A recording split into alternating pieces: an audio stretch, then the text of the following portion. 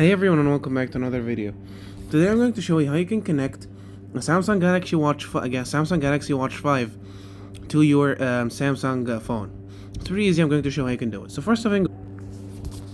first thing first we need to know is that we need to have an application called Samsung Wearables. Okay, you can download it from, as you can see, it's here over here, Galaxy Wearables. You can download it from the Galaxy Store or from the Play Store. Okay. Second thing is that we need to make sure that our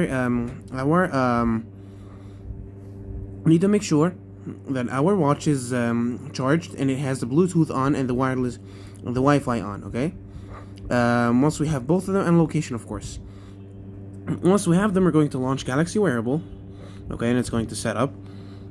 Then you're going to click on Continue, and you're going to click on Allow.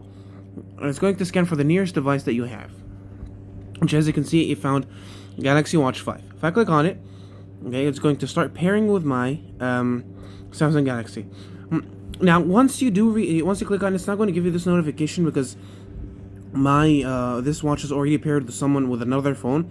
But after you actually click on it, you're going to pair with your watch, and then you're going to start setting it up.